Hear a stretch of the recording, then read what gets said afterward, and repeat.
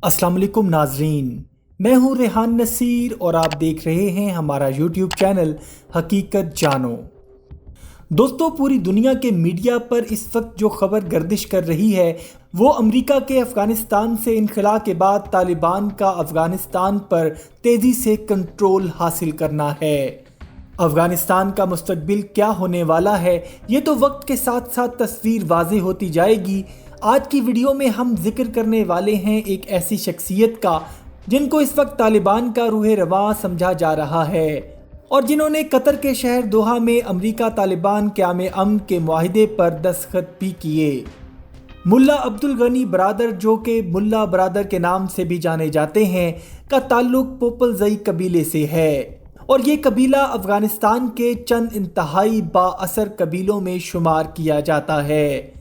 और साबिक अफ़गानी सदर हामिद करज़ई का ताल्लुक भी इसी कबीले से है। दोस्तों, अमेरिका तालिबान क़याम अमन के मुआहिदे में यूं तो तालिबान की एक बड़ी क़यादत कार फरमा रही, लेकिन इसमें मुल्ला अब्दुल गनी बरादर का नाम बहुत नुमायां है।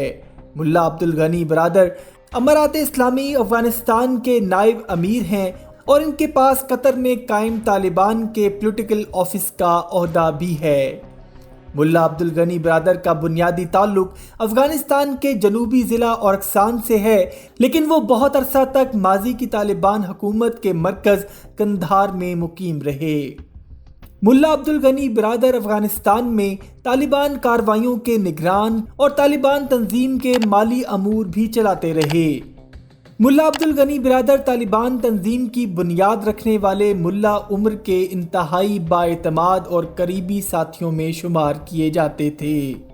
और मुल्ला अब्दुल गनी बरादर और मुल्ला उमर एक ही मदरसा में दरस व तदरीस के शोबा से मुंसलिक रहे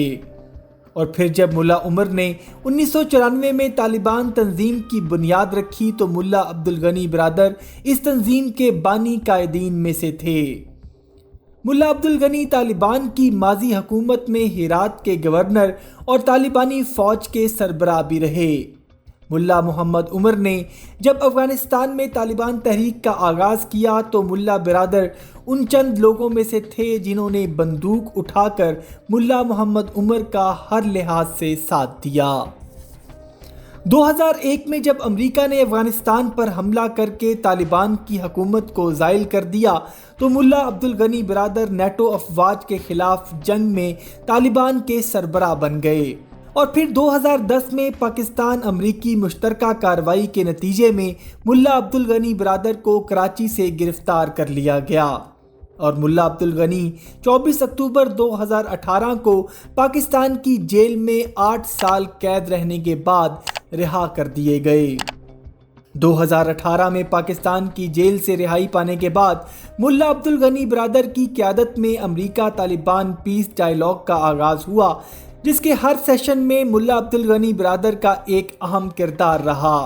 और उनकी क़यादत में ही तालिबान ने कतर के शहर दोहा में अपना अलामती सियासी दफ्तर भी कायम किया और फिर बाकायदा तौर पर USA और तालिबान के दरमियान अमन बातचीत का आगाज़ हुआ, जिसका नतीजा कुछ ही दिन कबल अमेरिका के इनखला की सूरत में निकला और तालिबान ने रिकॉर्ड मुद्दत में पूरे अफ़गानिस्तान का कंट्रोल संभाल लिया।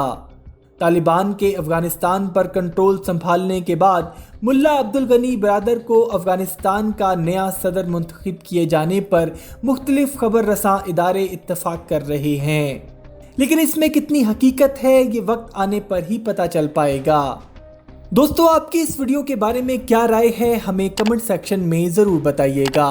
अपना और अपने घर वालों का बहुत सा ख्याल रखिएगा। अल्लाह हाफिज़।